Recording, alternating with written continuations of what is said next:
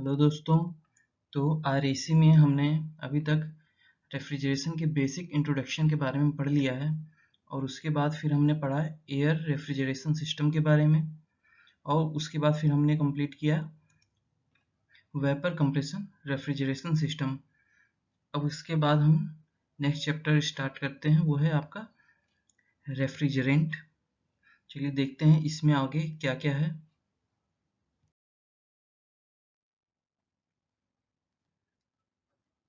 तो रेफ्रिजरेंट यानी प्रशीतक।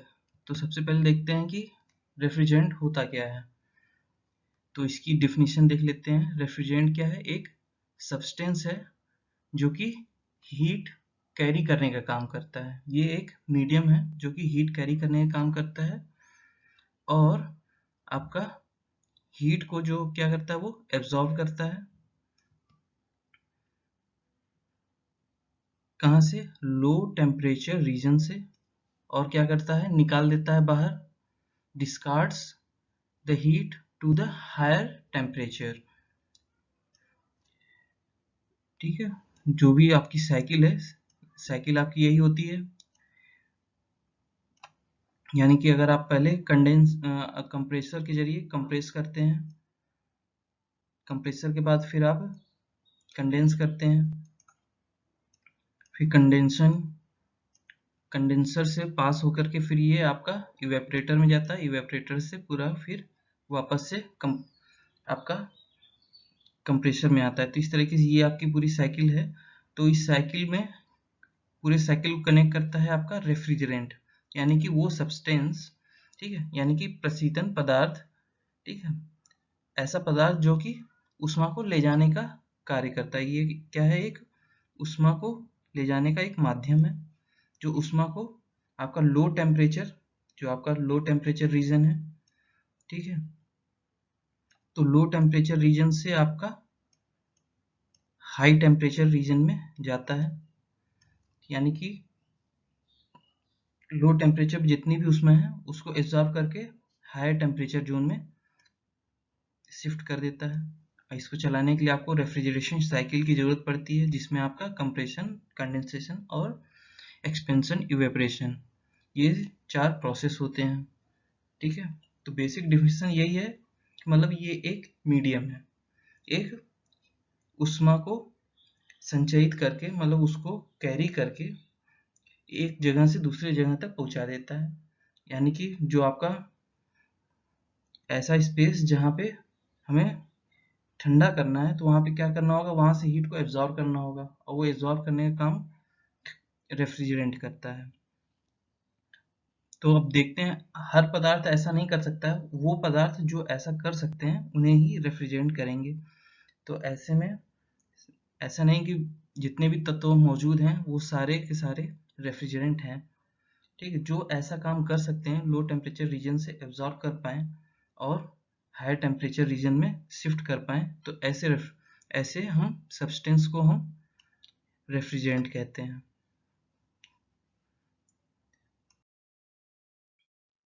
जो आपका पहला रेफ्रिजरेंट था वो आपका था आइस। ठीक है, सबसे कॉमन। जब शुरुआत में जब रेफ्रिजरेशन ठंडा करने की जरूरत पड़ी, रेफ्रिजरेशन की आवश्यकता पड़ी, तो हमारे दिमाग में सबसे पहले क्या आया कि आइस को यूज कर लें और आइस में ही जो भी वस्तु हमें ठंडी करनी है वो आइस में रख दें। सिंपल सा तरीका था। तो सबसे पहला रेफ्रिजरेंट आपका आइस था। और इसी आइस में जब हम थोड़े से साल्ट को मिक्स कर देते थे, तो ऐसे में वो आइस क्या थी, उसकी आपकी कूलिंग करने की जो टेंडेंसी थी वो और बढ़ जाती थी। मतलब कि उसका टेम्परेचर और डाउन हो जाता था। आइस जो 0 डिग्री सेल्सियस पे है, उसमें साल्ट साल्ट अगर मिला देते थे तो उसका इफेक्ट -20 डिग्री सेल्सियस तक का हो जाता था, या फिर -10 डिग्री सेल्सियस, इस तरीके से होता था। यानी कि आप कभी भी देखेंगे, अगर आइस में नमक डाल देंगे तो वो जल्दी आइस पिघलती नहीं है।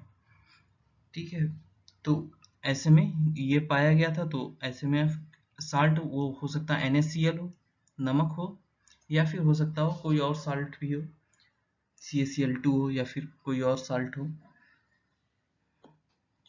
ठीक है। उसके बाद क्या था, धीमे धीमे जैसे जैसे खोज आगे बढ़ती गई और सारे तरीके ढूंढे गए, तो उसमें आपका ईथर भी फिर सामने आया। फिर उसके बाद फिर अमोनिया को देखा गया, अमोनिया भी काफ़ी इफेक्टिव साबित होने लग गया। उसके बाद फिर आपका मेथिल क्लोराइड, कार्बन डाइऑक्साइड और सल्फर डाइऑक्साइड, इन सब का यूज धीमे धीमे इस्तेमाल होने लग गया। ठीक है, ये 19वीं शताब्दी की बात है, 1839 के समय की बात है जब ये सब स्टार्ट हो गया था। ठीक है, और जब इनका यूज होने लग गया, फिर आज के प्रेजेंट समय में क्या हो गया कि कई सारे अब नए रेफ्रिजरेंट बन गए हैं जो कि हेलो कार्बन है। ठीक है, यानी कि आपके हेलोजन कंटेन करने वाले, क्लोरीन फ्लोरीन वाले। ठीक है, तो ऐसे में अब इनका यूज होने लग गया है जो करंट में आप देखते हैं।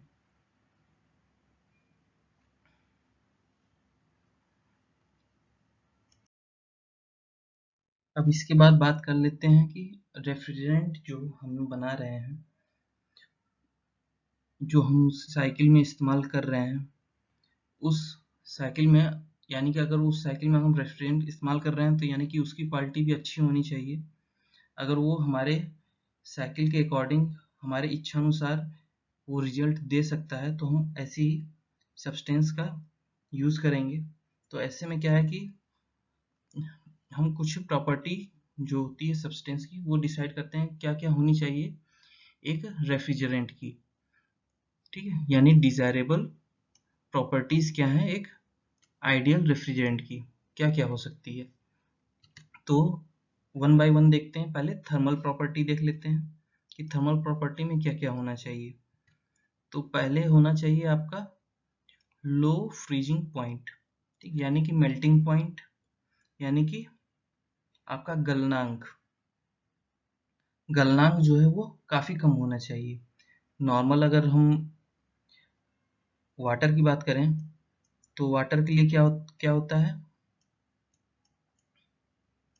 आपका वाटर के लिए 0 डिग्री सेल्सियस मेल्टिंग पॉइंट है, जहाँ पे आपका आइस आपका मेल्ट होने लग जाता है, गलने लग जाता है। तो वाटर के लिए 0 डिग्री सेल्सियस है। यानी कि अगर हमें रेफ्रिजरेंट चाहिए तो उसका मेल्टिंग पॉइंट जो होता है वो काफ़ी कम होना चाहिए। तो यानी कि उसका मेल्टिंग पॉइंट -10 हो या फिर -20 हो, ठीक है, या फिर -30 हो। तो इस तरीके से उसका मेल्टिंग पॉइंट होना चाहिए। ठीक है, जो कि आप हेलो कार्बन की बात करते हैं तो उनके -50 -80 डिग्री सेल्सियस तक होते हैं उनके फ्रीजिंग पॉइंट। यानी फ्रीजिंग पॉइंट भी आपका कम होना चाहिए और बॉइलिंग पॉइंट भी आपका कम होना चाहिए, ताकि आपका इवेपरेशन जो है वो वातावरण से कम के तापमान पे इवेपरेशन होने लगे, ताकि वो ठंडा हो जाए। ठीक है, वातावरण से ठंडा रहे, यानी कि बॉइलिंग पॉइंट उसका भी कम होना चाहिए। और नेक्स्ट है आपका हाई होना चाहिए क्या, लेटेंट हीट ऑफ वेपोराइजेशन। ठीक है, यानी कि गलन की गुप्त ऊष्मा।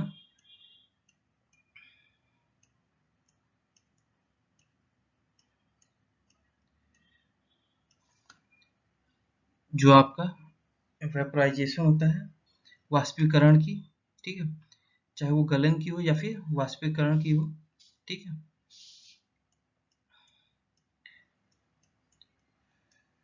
वाष्प की उसकी गुप्त ऊष्मा जो होती है वो हाई होना चाहिए, ज़्यादा होना चाहिए। ठीक है, उसकी वैल्यू ज़्यादा होनी चाहिए। जितना ज़्यादा होगा, जैसे अगर आपके पास इस तरीके से साइकिल रहती है तो ये चीज़ जितनी ज़्यादा होगी उतना ही हीट क्या होगा, एब्जॉर्ब करेगा। ये इतना ही हीट एब्जॉर्ब करेगा, जितना ये ज़्यादा होगा उतना ही ज़्यादा, जिससे ज़्यादा हीट एब्जॉर्ब कर पाएगा तो आपका रेफ्रिजरेशन इफेक्ट है वो आपको ज़्यादा मिलेगा। ठीक है, अगर कोई साइकिल अगर काफ़ी नैरो है तो उसमें रेफ्रिजरेशन के लिए इफेक्ट काफ़ी कम मिलेगा। तो ऐसे में क्या है, ये गलन की गुप्त ऊष्मा होनी चाहिए काफ़ी हाई। गलन की गुप्त ऊष्मा आप किसी साइकिल में इस तरीके से देख सकते हैं, ये आपकी गलन की गुप्त ऊष्मा बताता है। तो ये चीज़ आपकी ज़्यादा हाई होनी चाहिए। दूसरा है आपका क्रिटिकल प्रेशर या टेम्परेचर, ये आपका हाई होना चाहिए। ठीक है, यानी ये चीज़ है आपकी वो हाई होनी चाहिए। अगर ये चीज़ लो होगी, ये अगर आपका काफ़ी कम होगा, तो ऐसे में क्या है कि जो लिक्विड प्लस वेपर रीजन होता है वो कम रहेगा। ठीक है, जैसे जैसे क्रिटिकल पॉइंट की तरफ बढ़ेंगे तो आपका लिक्विड प्लस वेपर रीजन कम हो जाता है। तो ऐसे में क्या है कि ये आपका क्रिटिकल पॉइंट जो है सी, वो काफ़ी हाई होना चाहिए। ठीक है, ये जितना ऊपर होगा उतना लेटेंट हीट के लिए आपको उतनी ज़्यादा ऊष्मा प्राप्त हो सकती है। क्रिटिकल पॉइंट से ऊपर जाने पर क्या होता है, केवल और केवल वेपर होता है, वो लिक्विड में कन्वर्ट हो ही नहीं पाता है। तो इसलिए क्रिटिकल प्रेशर, इससे इस पॉइंट सी पॉइंट से रिलेटेड जो भी प्रेशर है और टेम्परेचर है वो काफ़ी हाई होना चाहिए। नेक्स्ट बात करते हैं आपका लो होना चाहिए स्पेसिफिक हीट ऑफ लिक्विड और high specific heat of vapour. Specific heat से मतलब क्या है आपका, यानी कि टेम्परेचर जो होता है लिक्विड का वो काफ़ी धीमे धीमे कम होना, मतलब काफ़ी धीमे धीमे बढ़े या काफ़ी धीमे धीमे कम हो। यानी कि अगर मान लीजिए अगर जैसे इस तरीके साइकिल है, जो आपका ये इधर सब कूलिंग वाला होता था और इधर आपका सुपर हीट है, तो यानी कि जो लिक्विड है वो लिक्विड को अगर आप हीट दें तो तुरंत ही वेपर में कन्वर्ट हो जाए। ठीक है, तो लो स्पेसिफिक हीट का मतलब यही होता है कि लिक्विड को अगर गर्म करें तो वो और आपका जल्दी से गर्म होकर के वेपर में कन्वर्ट हो जाए। और वेपर जो है वो, वेपर के लिए स्पेसिफिक हीट वो ज़्यादा होनी चाहिए, ताकि क्या होगा, आपका वेपर का टेम्परेचर धीमे धीमे इंक्रीज करेगा। ठीक है, तो ऐसे में वो वेपर क्या है, लो टेम्परेचर पे ज़्यादा देर तक रह सकता है, वो ज़्यादा से ज़्यादा हीट को एब्जॉर्ब कर पाएगा। ज़्यादा हीट एब्जॉर्ब करेगा तभी जाकर के उसका टेम्परेचर इंक्रीज करेगा, यानी कि उसकी हीट एब्जॉर्बिंग कैपेसिटी वो हाई होनी चाहिए, जबकि लिक्विड की हीट एब्जॉर्बिंग कैपेसिटी कम होनी चाहिए। ठीक है, अब नेक्स्ट बात कर लेते हैं लो स्पेसिफिक वॉल्यूम, या फिर ये कह सकते हैं कि डेंसिटी जो है वो हाई होनी चाहिए। ठीक है, यानी जितने ज़्यादा से ज़्यादा मॉलिक्यूल होंगे उतना ज़्यादा से ज़्यादा आपका हीट कैरी करने का काम करेंगे। ठीक है, तो यानी कि आपका डेंसिटी जो है वो ज़्यादा होनी चाहिए। और है आपकी थर्मल कंडक्टिविटी,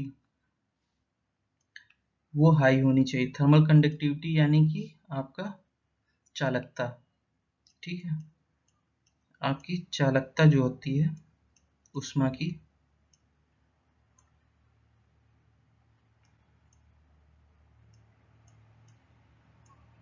वो हाई होनी चाहिए, यानी कि वो एक हीट को तुरंत ही पास कर दे। ठीक है, चालकता का मतलब यही होता है कि अगर जैसे अगर सेम वे में अगर हम करंट की बात करते हैं, अगर कोई भी इलेक्ट्रिकल कंडक्टर है तो वो क्या करेगा, इलेक्ट्रिसिटी को जल्दी से जल्दी पास करा देगा। ठीक है, ऐसा वायर जो करंट को ज़्यादा से ज़्यादा तेजी से पास करा सके। तो उसी तरीके से थर्मल में क्या हो गया कि ऐसा बॉडी जो टेम्परेचर को जल्दी से जल्दी एक जगह से दूसरी जगह तक पास करा दे। ठीक है, तो वो होगी उसकी चालकता।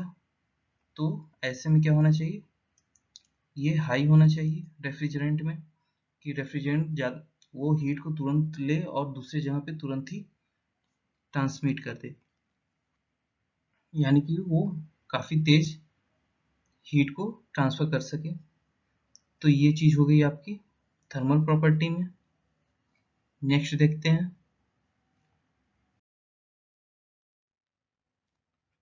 नेक्स्ट है आपका केमिकल प्रॉपर्टी। केमिकल प्रॉपर्टी में क्या क्या होना चाहिए? केमिकली क्या होना चाहिए? वो करोसिव, ठीक है, करोसिव नहीं होना चाहिए। इसका मतलब क्या हो गया? यानी कि जो संक्षारण होता है, जंग लगना,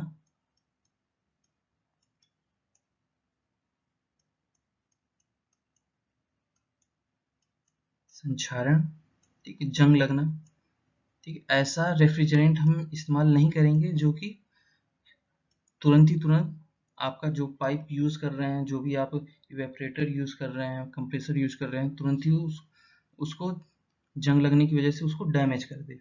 तो ऐसा हमें रेफ्रिजरेंट नहीं चाहिए, यानी कि वो केमिकली स्टेबल हो, वो संक्षारण की प्रक्रिया को रोक सके, ऐसा रेफ्रिजरेंट होना चाहिए।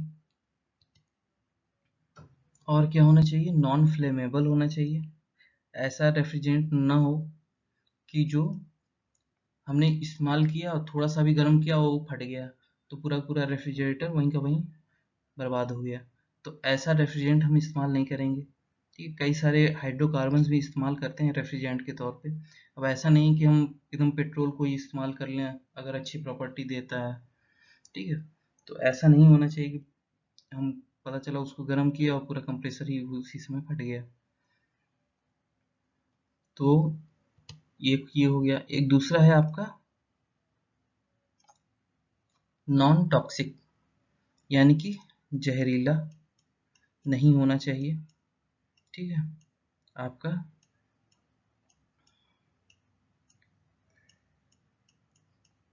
जहरीला नहीं होना चाहिए, ठीक है।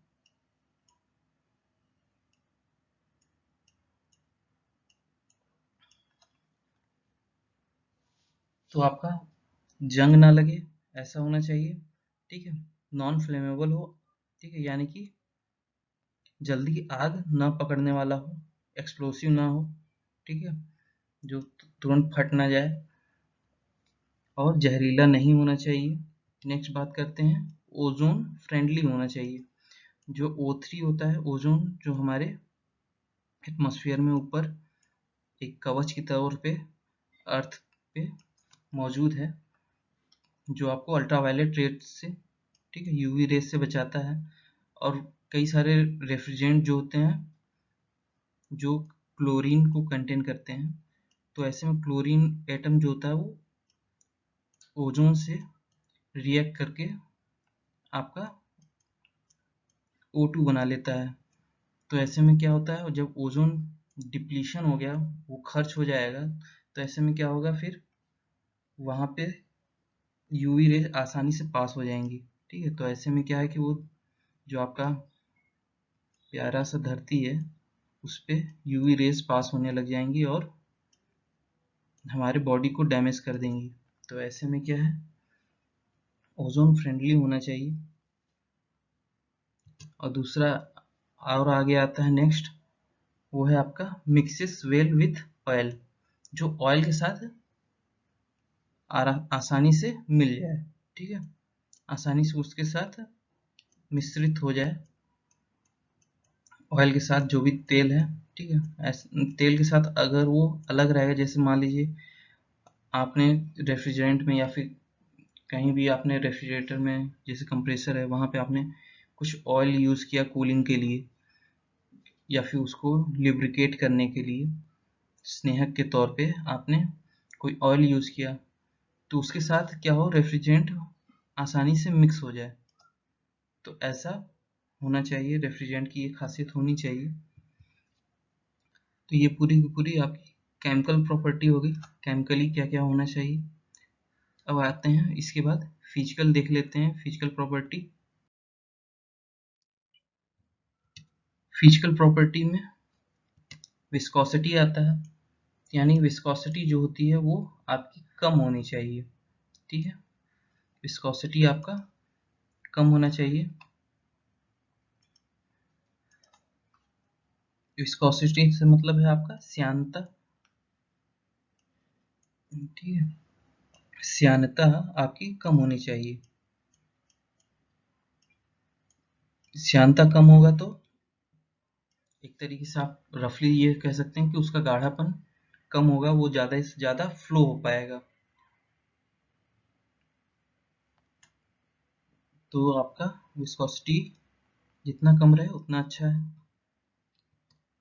और क्या होना चाहिए, वो फिजिकली मतलब कि आसानी से, इजीली और रेगुलरली, ठीक है, कंटिन्यूसली आपका वो अवेलेबल होना चाहिए।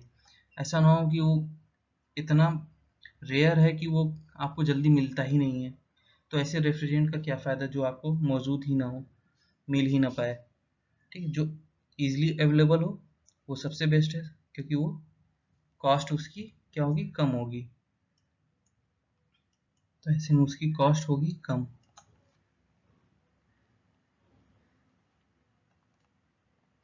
नेक्स्ट पॉइंट आता है आपका कि रेफ्रिजरेंट में क्या होना चाहिए, एक सुटेबल इंडिकेटिंग प्रॉपर्टी होनी चाहिए।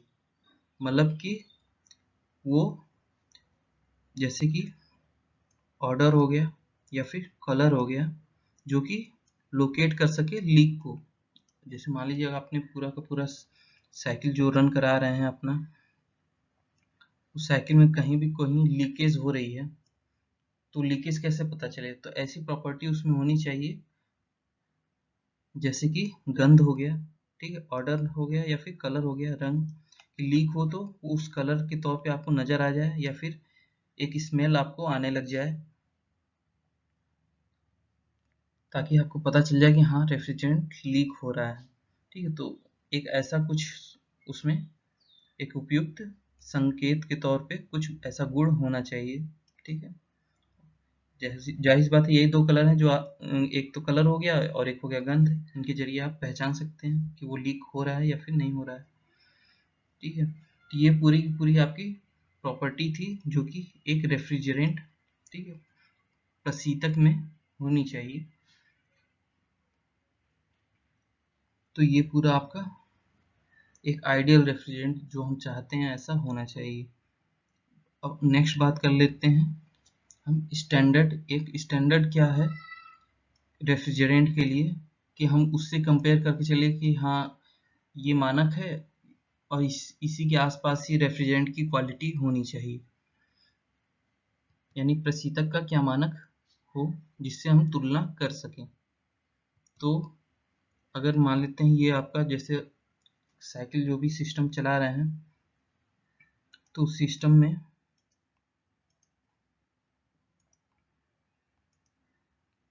आपका इवेपरेटर लगा हुआ है, कंप्रेसर है, कंडेंसर है, ठीक है, और एक्सपेंशन वाल्व है। तो ऐसे में क्या है कि रेफ्रिजरेंट जो होता है उसमें क्या होता है, इवेपरेटिव टेम्परेचर जो होता है वो -15 डिग्री सेल्सियस का होना चाहिए। ठीक है, यानी कि उसका बॉइलिंग पॉइंट -15 डिग्री सेल्सियस के करीब होना चाहिए।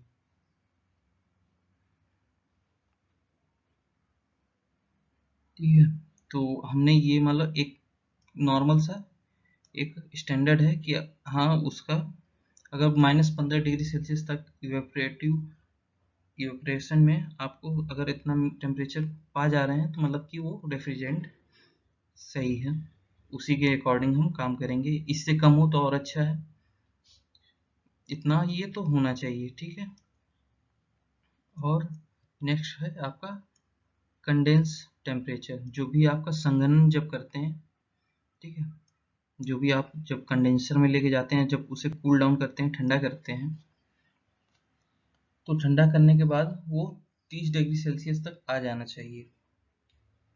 अगर ऐसा नहीं हो पा रहा है, ऐसा नहीं कर पा रहे हैं, तो मतलब कि वो फिर इफेक्टिव नहीं होगा, उसके लिए सीओपी भी अच्छी नहीं मिल पाएगी। तो ऐसे में ये दो मानक है जिसको कंपेयर करके चलते हैं रेफ्रिजरेंट में, कि हाँ वो -15 डिग्री सेल्सियस तक में भाप में कन्वर्ट हो, और कंडेंस करने पे वो 30 डिग्री सेल्सियस तक में कंडेंस हो जाए। ठीक है, अब नेक्स्ट हम इसको क्लासिफाई करेंगे रेफ्रिजरेंट को, कि रेफ्रिजरेंट किस तरीके से क्लासिफाई किया जाता है वो हम नेक्स्ट में देखेंगे।